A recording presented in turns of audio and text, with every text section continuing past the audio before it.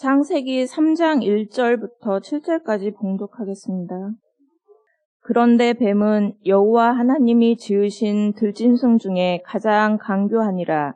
뱀이 여자에게 물어 이르되 하나님이 참으로 너희에게 동산 모든 나무의 열매를 먹지 말라 하시더냐. 여자가 뱀에게 말하되 동산 나무의 열매를 우리가 먹을 수 있으나 동산 중앙에 있는 나무의 열매는 하나님의 말씀에 너희는 먹지도 말고 만지지도 말라. 너희가 죽을까 하노라 하셨느니라. 뱀이 여자에게 이르되 너희가 결코 죽지 아니하리라. 너희가 그것을 먹는 날에는 너희 눈이 밝아져 하나님과 같이 되어 선악을 알 줄 하나님이 아심이니라. 여자가 그 나무를 본즉 먹음직도 하고 보암직도 하고 지혜롭게 할 만큼 탐스럽기도 한 나무인지라. 여자가 그 열매를 따먹고 자기와 함께 있는 남편에게도 주매 그도 먹은지라. 이에 그들의 눈이 밝아져 자기들이 벗은 줄을 알고 무화과 나무 잎을 엮어 치마로 삼았더라. 아멘. 신약 마태복음 4장 1절에서부터 11절 말씀입니다. 그때 예수께서 성령에게 이끌려 마귀에게 시험을 받으러 광야로 가사 40일을 밤낮으로 금식하신 후에 줄이신지라. 시험하는 자가 예수께 나와서 이르되 내가 만일 하나님의 아들이거든 명하여 이 돌들로 떡덩이가 되게 하라.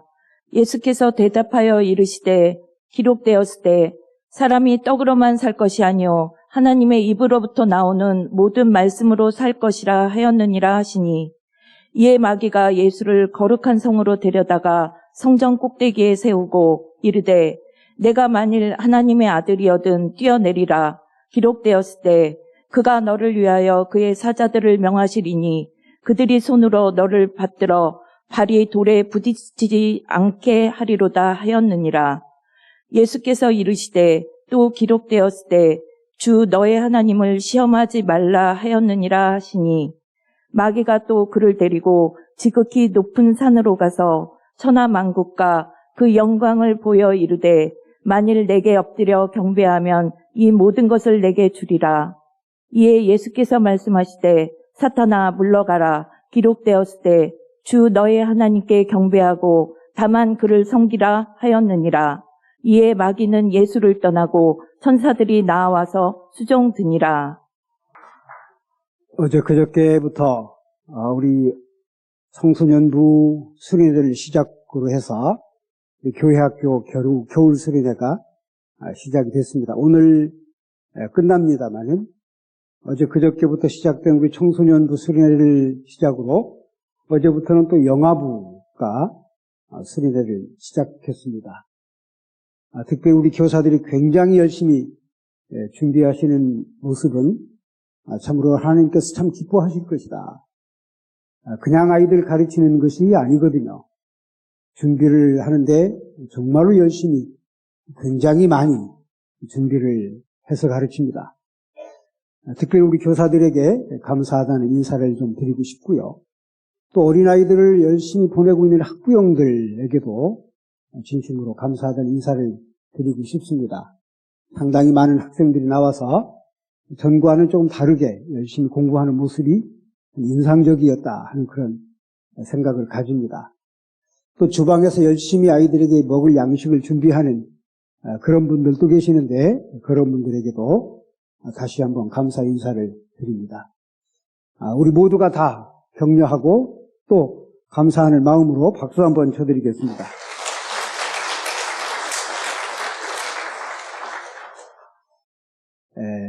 박수는 한번 더 쳤으면 좋겠는데 그것은 지난 연말부터 우리 교우들 열심히 내는 그런 모습이 하나님께서 참 기뻐하시겠다 하는 그런 생각을 가집니다.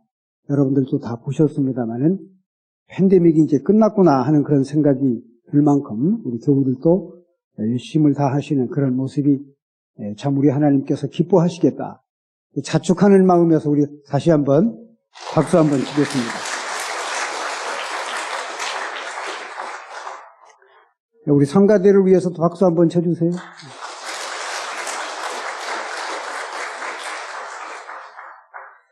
근데 사실은 박수 칠 일은 아니지요.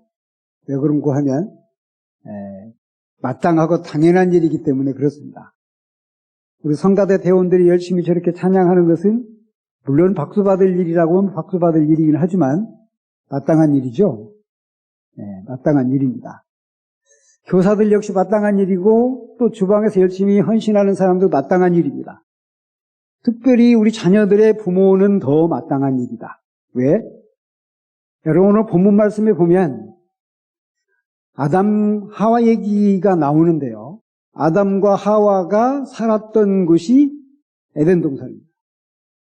자, 그런데 아담과 하와가 특별히 하나님 앞에 엄청난 역할을 해드려서 이것도 하고 저것도 하고 저것도 하고 이것도 해서 우리 하나님 야 참 고맙구나 하여 그들에게 에덴의 축복을 베푸신 것은 아닙니다.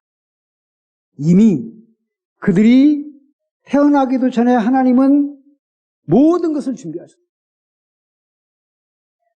사람이 살만한 모든 기후 환경을 전부 다 조성하셨어요. 우리가 살아갈 베이스도 전부 다 깔아놓으셨어요. 사람이 태어나기도 전에 만들어지기 전에 하나님은 에덴 동산을 만드셨습니다. 얼마나 정교하고 얼마나 자상하게 얼마나 아름답게 얼마나 훌륭하게 만들었는지는 우리 성경에 이미 다 나와 있어요. 맨 마지막에 사람을 만드셔요. 사람이 살만한 모든 아름다운 베이스를 전부 다 깔아놓으시고 마지막에 사람을 거기다가 배치하십니다. 우리가 살아갈 모든 베이스도 전부 다 깔아놓으셨어요. 제가 첫 주일날 여러분들에게 이런 말씀 드렸습니다. 성전을 사모하는 유대 백성들이 어떻게 저렇게 축복을 받는지 하는 것에 대한 이야기를 했습니다. 그들이 예수를 믿지 않지만 성전을 출입하는 그 모습이 너무 아름다워서 하나님이 이미 그들에게 축복의 약속을 하셨고 약속하신 축복을 기왕하신 약속이시니까 전부 다 베풀었다 말씀을 드렸습니다. 성수주일 열심히 하고 있는 미국 사람들의 그 초대 역사를 보면서 우리 하나님은 미국이란 땅을 나는 축복했다고 여러분들에게 말씀을 드렸습니다. 그들이 살만한 공간을 충분히 만들어 놓으시고 어찌 보면 신앙의 자유라는 핑계를 따라서 미국 땅을 그들이 밟았습니다마는 넉넉한 그런 베이스를 전부 다 깔아놓으셨어요. 그들이 마땅히 성수주의를 하는 것은 뭐 당연한 일이었다. 조지 워싱턴 얘기를 잠깐 드렸습니다마는 이렇게 아름다운 땅, 이렇게 아름다운 공간을 우리에게 선물하셨구나. 이것이 그 사람의 신앙 고백이었고요. 그래서 독립전쟁을 하면서 사람관으로서 우리는 하나님 앞에 제일 먼저 예배를 드려요. 그들이 아메리카라고 하는 대륙을 점령을 할 때 제일 먼저 한 일은 예배당을 짓는 일이었다고 말씀을 드렸고요. 이것은 제가 설명을 드리지 않아도 이미 미국 역사가 다 설명하고 있는 바입니다. 성전을 먼저 짓고 주일날 예배 드리고 감사의 제물을 드리고 지난 주일은 정말로 드리기 어려운 말씀 여러분들에게 드렸지요? 10회 2초. 하나님께서 우리에게 직설적으로 내 것이니까 도둑질하지 마 하는 말씀까지 제가 드렸습니다. 자, 문제는 오늘 본문 말씀에 보면 아담과 하와가 한 젖이 있습니다. 전부 다 깔아놓으셨는데 전부 다 준비해 놓으셨는데 하나도 거침없이 하나도 빠짐없이 전부 다 우리가 살만한 공간을 다 만들어 놓으셨는데 아담과 하와가 한 초심 우리가 정말로 본받아야 될 아니 반면교사 삼아야 될 그런 얘기입니다. 다만 우리는 어떻게 해야지? 오늘 본문 말씀 우리에게 우리가 해야 될 자세, 우리가 살아가야 될 그런 여러 가지 이야기를 알려주고 있다. 제가 여러분들에게 먼저 그림을 잠깐 소개해드리겠습니다. 에덴 동산의 장면입니다. 두 사람은 한 사람은 아담이고 한 사람은 이브인데요. 완전히 다 만들어놨어요. 그들이 살만한 공간을 넉넉히 만들어놨어요. 자, 저 그림에는 어떤 장면이 그려져 있는가 하면 여자가 조그만한 과일을 들고 있는 장면이고요. 그 과일로 남편을 유혹하고 있는 그런 장면인 듯이 보입니다. 자, 그 옆에는 나무가 한 그루 있고 그 나무에는 뱀이 한 마리 그려져 있습니다. 오늘 본문 말씀을 그냥 그림으로, 한 폭의 그림으로 다 설명했다, 그렇게 볼 수가 있겠습니다. 자, 제가 여러분들에게 소개해드린 이 그림은 지금 한국에 전시되고 있는 렘브란트라고 하는 사람의 그림 중에 한 그림입니다. 가장 유명한 그림이라고도 볼 수 있죠. 그 사람은 사실은 화가로서는 더 설명할 필요가 없는 사람인데, 특별히 판화를 대표적으로 그린 그런 사람이기도 합니다. 저것은 판화예요. 자, 당시 저 그림을 그리게 된 배경이 있어요. 여러분, 중세기 시절을 암흑세계라고 합니다. 그게 무슨 말인고 하면 하나님이 굉장한 축복을 유럽 사람들에게 베풀었어요. 자, 엄청난 축복을 그들에게 다 주었는데도 불구하고, 그럼에도 불구하고 유럽 사람들이 타락의 길을 걸어갑니다. 자, 그래서 우리 하나님께서 그 축복의 손길을 일단 거두었다 하여 중세기 시절을 암흑시대라고 합니다. 엄청나게 많은 축복을 받은 사람들이에요. 아담과 하와 못지않게 축복을 받은 사람들, 에덴 동산만큼 축복을 받은 사람들인데 조금 더 욕심을 부린 겁니다. 건드리지 마 하는 것까지. 조금만 조심했으면 되는데 그들이 그 조심선을 넘어갔어요. 오늘 본문 말씀에 보면 이런 재미있는 표현이 있습니다. 아담과 하와가 그 동산에 있는 한 나무를 보매 먹음직하고 보암직하고 탐스럽기도 했다고 돼 있어요. 무슨 말인고 하면 어느 뱀이 유혹을 했다라고 돼 있기는 합니다만, 여하튼 쳐다보니 먹음직하고 보암직도 하고 탐스러워. 이게 무슨 표현인고 하면 하나님이 그들에게 주신 굉장한 베이스와 축복을 뒤로하고 밖에 쳐다보니까 뭔가가 또 있는 거예요.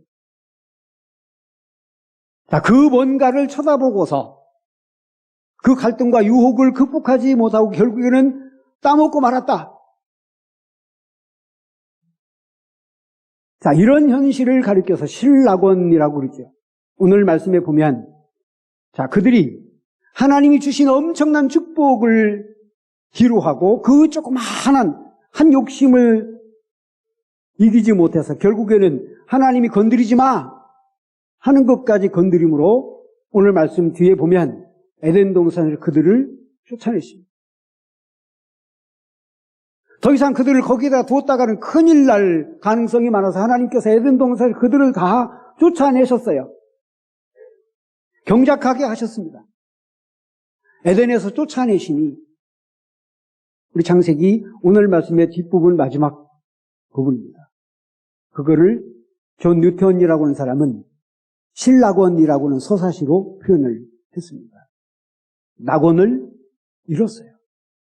에덴 동산으로부터 쫓겨났어요. 뉴턴이라는 사람이 신락원을 서사시를 쓴 배경도 역시 마찬가지입니다. 렘브란트라고 하는 사람하고 동시대 사람이에요.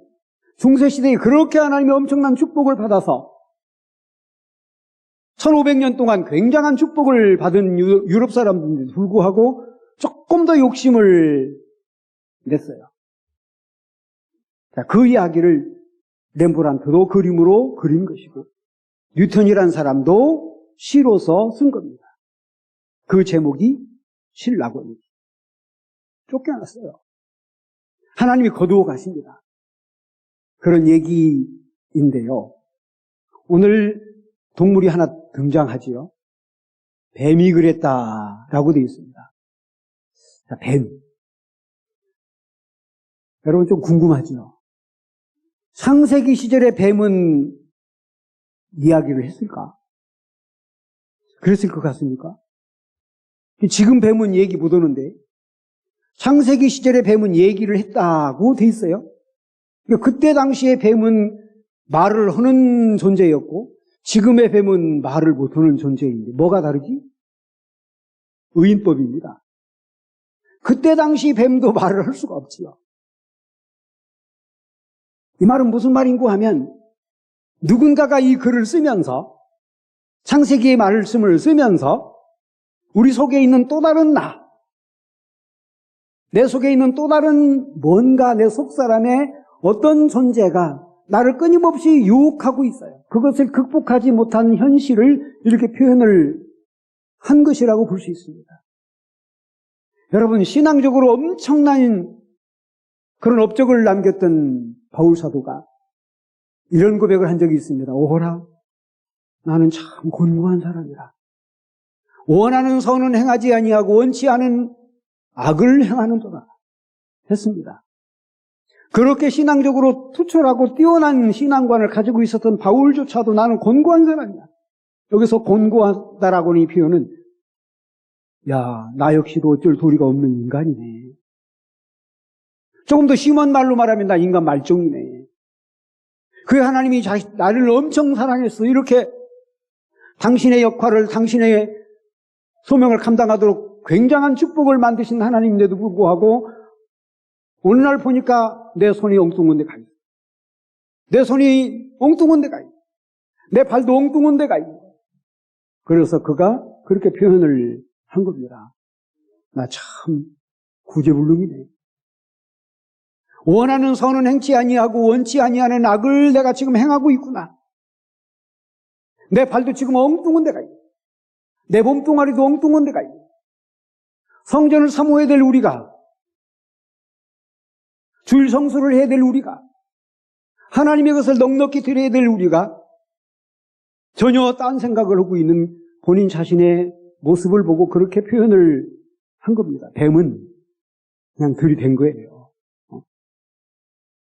특별한 밖에 있는 어떤 존재라기보다는 내 속에 있는 또 다른 나,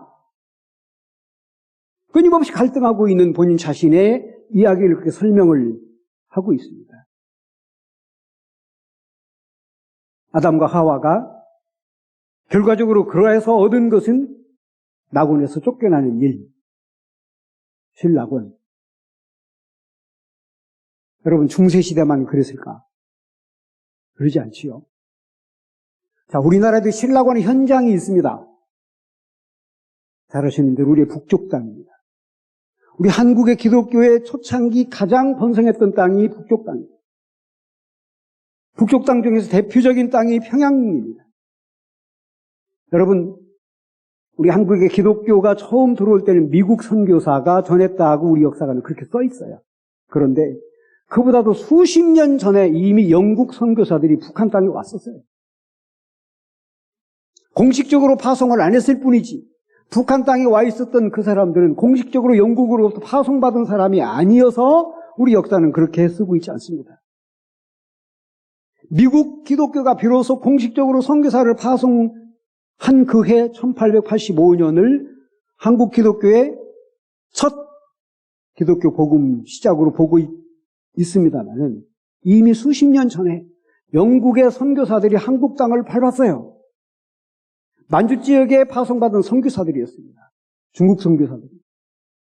중국 선교사들이 만주 땅에 열심히 복음 사역을 하다가 보니까 동쪽에 있는 또 다른 나라가 있어요. 그게 우리 한반도였습니다. 압록강을 건너고 두만강을 건너서 가장 가까운 지역이니까 북한을 중심으로 평양을 중심으로 복음 사역을 했습니다.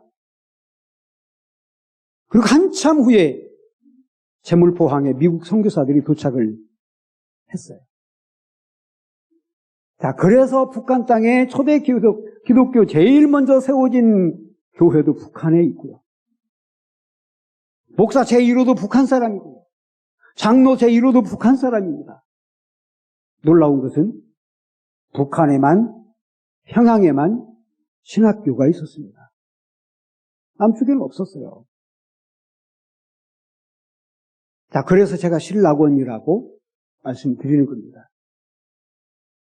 우리 교회 종종 와서 연예 활동을 하기 위해서 연습을 하고 있는 탈북 가족들 연예인단이 있는데요. 평양에서 오신 한 여자분이 계십니다. 사실은 평양에는 귀족들만 사는 동네이기 때문에 굳이 뭐 탈북까지는 할 필요가 없는데 그분은 여하튼 어떤 사유로 인해서 탈북을 했어요. 아, 평양 사람답네. 몸의 자태도 말하는 솜씨도 여러 가지가 조금 귀족다운 그런 사람입니다. 근데 아쉽게도 서울에서 천주교를 다닌대요. 왜 그런지 저희가 물었습니다. 자기 어렸을 때 자기는 보지 않았는데 엄마 아빠가 캐톨릭 신자이셨는데 여기에도 성당이 있었고 저기에도 성당이 있었고 저기에도 성당이 있었고 자신이 자랄 때는 다 없어진 곳이긴 하지만 어머니 아버지가 그 기억을 쭉 설명을 하셨던 어린 시절이 있었대요. 남한에 와서 보니까 이렇게 교회당 이렇게 성당이 많은데 북한 땅에는 하나도 없는 그 아쉬움을 얘기를 하면서 자기가 어머니 아버지를 생각해서 지금은 캐톨릭 신자가 됐노라고.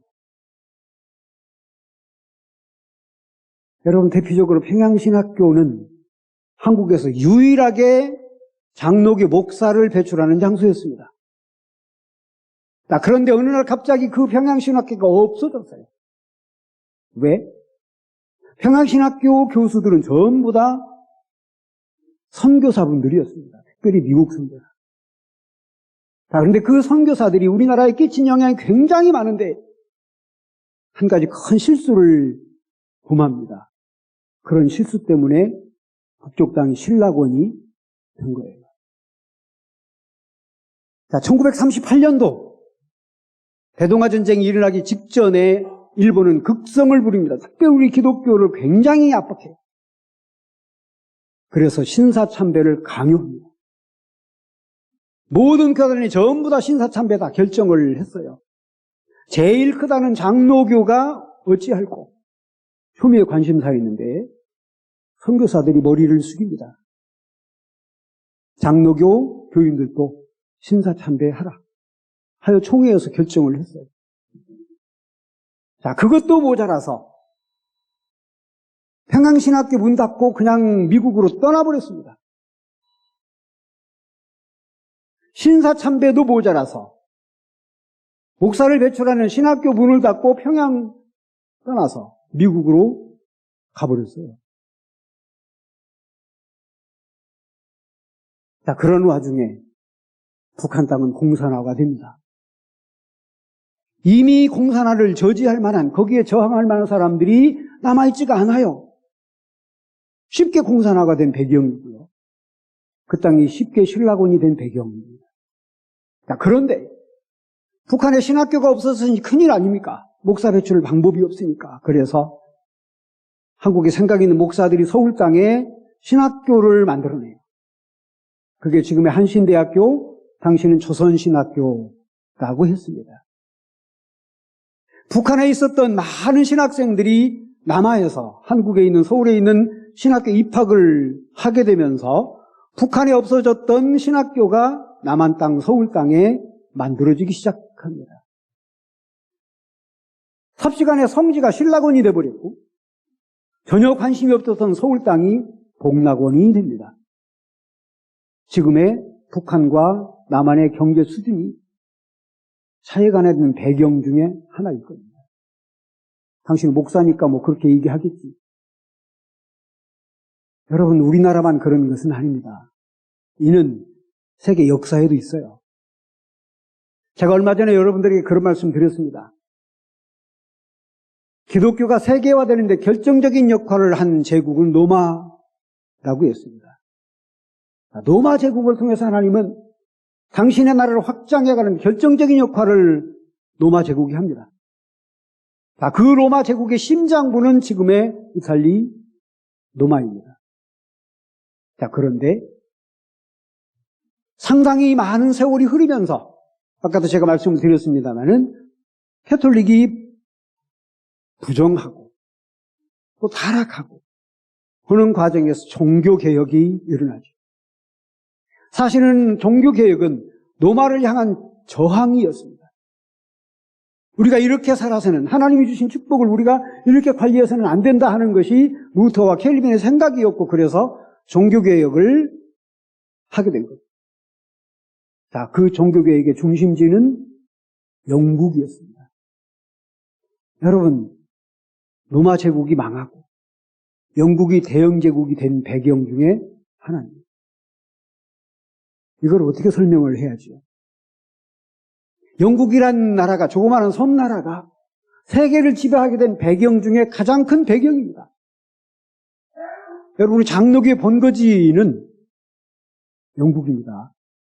영국의 장로교가 미국, 영국의 장로교가 호주, 영국의 장로교가 카나다, 영국의 감리교가 미국으로, 영국의 감리교가 호주로, 영국의 감리교가 카나다로, 그것이 다시 우리 한국 땅으로까지 영향을 미친 거죠.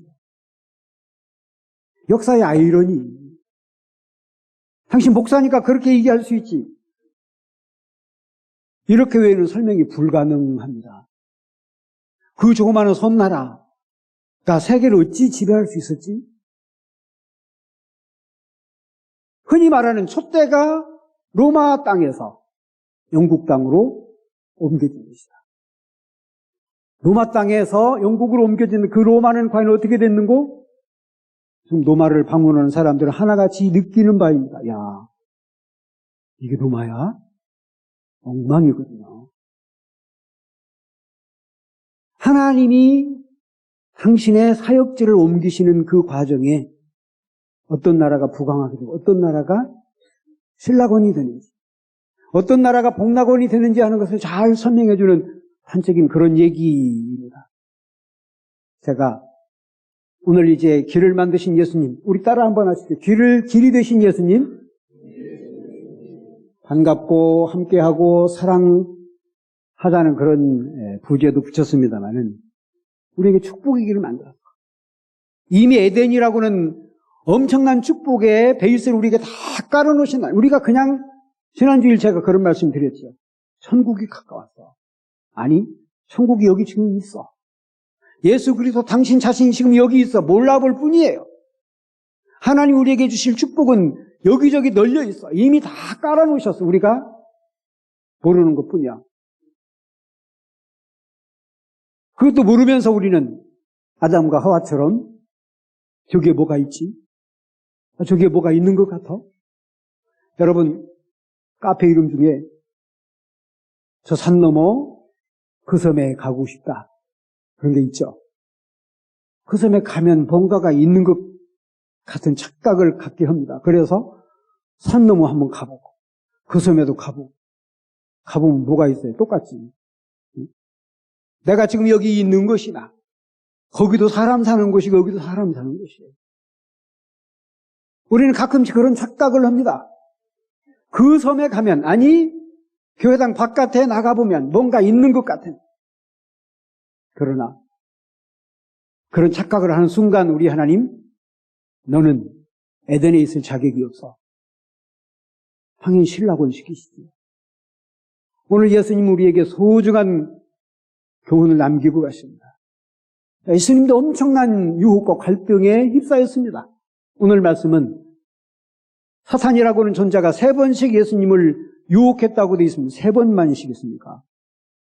끊임없이 예수님도 공생애를 시작하기 이전에 순수한 인간의 모습으로 굉장한 갈등을 했다는 그런 흔적이고 그런 이야기입니다. 근데 오늘 뭐라고 그랬어요? 오늘 제가 여러분들에게 만나 말씀을 드렸습니다. 사람이 떡으로만 살 것이 아니라 하나님의 입으로부터 나오는 말씀으로 살 것이다.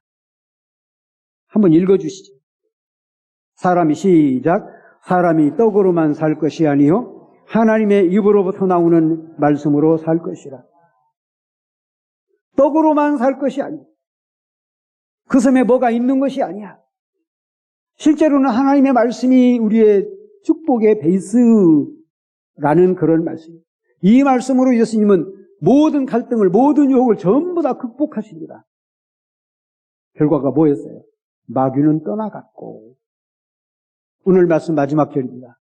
마귀는 떠나갔고, 더 이상 유혹에 휩싸일 필요가 없습니다. 망설일 필요도 없어. 갈등할 필요도 없어.